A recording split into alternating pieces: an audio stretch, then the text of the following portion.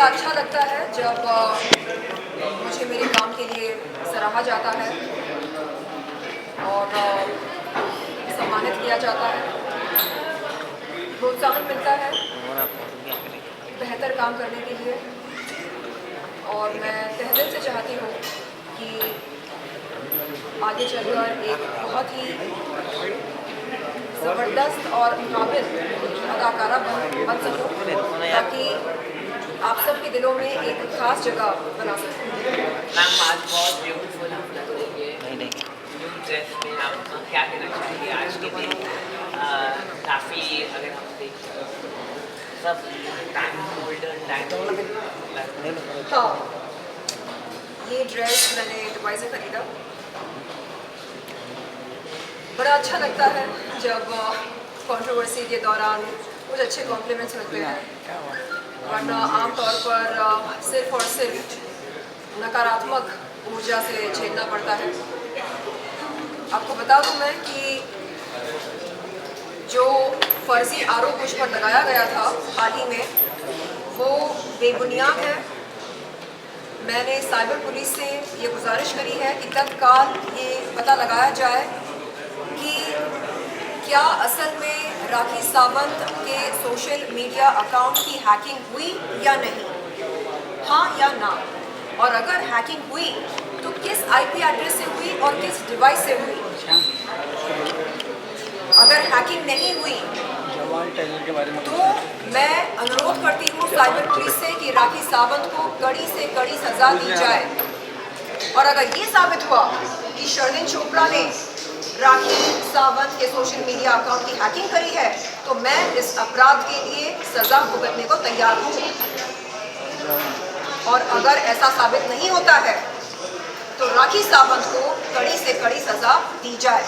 ये मेरा अनुरोध है साइबर पुलिस से। आए दिन वो मुझ पर झूठे आरोप लगा रही है। और आप ये बताइए मुझे, यहाँ पर कोई मुसलमान है? कोई मुसलमान है यहाँ पर? कोई सच्चा मुसलमान उम्रा जाने से पहले क्या फर्जी आरोप लगाता है? कोई सच्चा मुसलमान काबा के सामने क्या ड्रामे करता है? कोई सच्चा मुसलमान काबा के सामने सजदे में सर झुकाता है या सेलफोन लेकर ड्रामे करता है? किसी का उधार भी नहीं रखता। देखिए, मैडम बोल रही है किसी का उधार नहीं रखता है सच्चा मुसलमान। सच्चा मुसलमान अल्लाह की इबादत करता है। सच्चा मुसलमान अल्लाह के दिखाए रास्ते पर चलता है, लोगों को ठगता नहीं है, दगा नहीं करता, फरेब नहीं करता, लोगों से झूठ नहीं बोलता, फर्जी आरोप नहीं लगाता है। कोई सच्चा मुसलमान किसी के जज्बातों के साथ खिलवाड़ नहीं करता है, जिंदगियां बर्बाद नहीं करता है। इसलिए मैं ये कहती हूँ कि राखी सावंत एक फर्जी मुसलमान है। जो मुसलमान अल्लाह की इबादत नहीं करता है, अल्लाह मियाँ से मोहब्बत नहीं करता है, वो एक फर्जी मुसलमान है।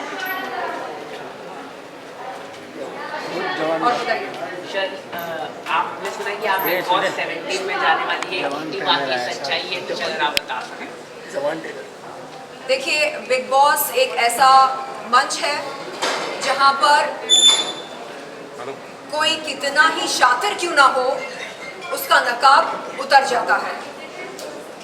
मैं चाहती हूं कि इस बार का जो सीज़न शुरू होने वाला है वो सबसे बेहतरीन सीज़न हो, और जितने सारे कंटेस्टेंट्स भाग ले रहे हैं बिग बॉस में, वो सब अपना असलीपन दिखाएं दर्शकों को, और जीत उसी की हो जो सबसे असली हो, और जो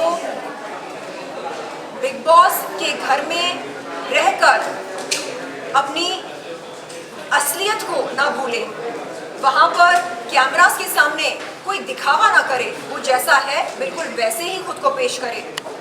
और रही बात मेरी एंट्री की, तो देखते हैं, अगर बिग बॉस मुझे बुलाते हैं तो मैं यकीनन बेशक जाना चाहूँगी, क्योंकि मैं भी चाहती हूँ कि मेरी असलियत और मेरा असलीपन बाहर निकलकर लोगों के सामने आए और तमाम दर्शक देखे कि असल में शर्लिन चोपड़ा कैसी है।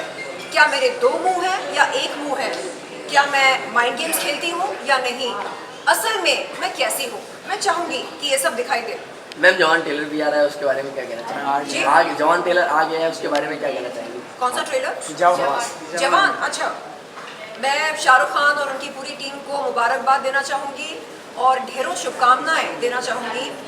वो इसलिए क्योंकि हम देख रहे हैं कि शाहरुख खान अब वापस फॉर्म में आ गए हैं और पठान, जवान, जितनी भी उनकी आने वाली फिल्में हैं सब ब्लॉकबस्टर्स होंगे, ऐसा हम और उनके तमाम फैंस चाहते हैं, क्योंकि एक लंबा ब्रेक हो गया था उनकी तरफ से, तो उसकी भरपाई उन्हें करनी होगी back to back blockbuster hits देकर। तो Shahrukh, love you and do the very best and we are super proud of you.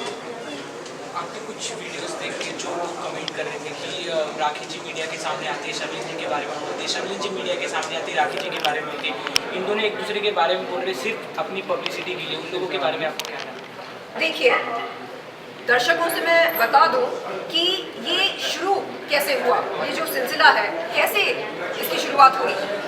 शुरुआत में मैंने एक लड़ाई लड़ी उन लोगों के खिलाफ जिन्होंने मेरा यौन शोषण किया। मैं इंसाफ की गुहार लगाने पुलिस चौकी पर गई। उसने क्या किया? राखी सावंत ने क्या किया? राखी सावंत ने मेरी इस लड़ाई का मजाक बनाकर इसको भंग करने की पूरी कोशिश करी। मैंने उसको 1000 बार बोला कि आप प्लीज साइड हो जाओ, आप गेट क्रैश मत करो मेरी इस लड़ाई को। उसने एक ना सुनी, मेरी इज्जत की धज्जियां उड़ाने की पूरी कोशिश करी उसने, ये कहकर कि शर्मिन चोपड़ा ये है, वो है, ऐसी है, वैसी है। बहुत ही अभद्र भाषा का इस्तेमाल किया उसने, जो मैं यहाँ पर रिपीट नहीं करना चाह रही हूँ। और मैं आपको बता दूँ कि इंसाफ की गुहार लगाना हम सब का संवैधानिक हक है। ये हक हमसे कोई छीन नहीं सकता। हाँ, अगर आपके भाई निर्दोष हैं, वो कहती है उसके भाई निर्दोष हैं, अगर आपके भाई निर्दोष हैं तो जांच पड़ताल होने दो, कानूनी प्रक्रिया होने दो। अगर सच में निर्दोष हैं तो उन्हें कुछ नहीं होगा, आप बेफिक्र रहो। लेकिन ये कहना कि नहीं, एक पीड़ित महिला अपनी शिकायत दर्ज करने नहीं जा सकती है पुलिस स्टेशन, ये गलत है। आप किसी से भी उसका संवैधानिक हक नहीं छीन सकते। तो इस लड़ाई में उसने क्या करी? उसने मीडिया के सामने मेरे आपत्तिजनक फोटोज और वीडियोस दिखाकर मेरी विश्वसनीयता को खारिज करने की पूरी कोशिश करी। न केवल उसने, बल्कि उसके एडवोकेट फाल्गुनी ब्रह्मभट्ट ने भी इस शर्मसार हरकत में उसका साथ दिया।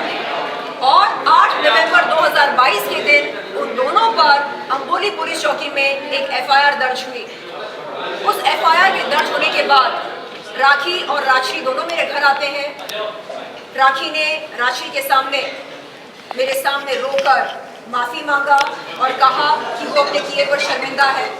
इसके बाद उसने कहा कि क्योंकि वो मुसीबत में है मैं उसका साथ दूं, और उसने बहन का वास्ता दिया। तो मैं ये कहना चाह रही हूँ कि आप पहले क्रोनोलॉजी समझिए, कब क्या हुआ, कैसे हुआ। और मैंने कई बार उसको बोला कि ये लड़ाई उसके खिलाफ कभी थी ही नहीं, लेकिन जबरन उसने मेरी इज्जत उछालकर, मेरी इज्जत की नीलामी करके इस लड़ाई में वो शामिल हो गई, सिर्फ और सिर्फ पब्लिसिटी के लिए। पूछिए उससे कि अगर कोई लड़की, कोई महिला इंसाफ की गुहार लगाने जाती है पुलिस स्टेशन, तो आप उस महिला को क्यों रोकते हैं? आप उस महिला की लड़ाई को भंग क्यों करना चाहते हैं? जाकर पूछिए उससे। पब्लिसिटी की भूखी वो है, फर्जी मुसलमान है वो, पब्लिसिटी की भूखी है। इसलिए मैं कहती हूँ कि अल्लाह मियाँ से मोहब्बत करो, जानो वो क्या सोचते हैं, वो क्या चाहते हैं, और उनके दिखाए हुए रास्ते पर चलो। Thank you.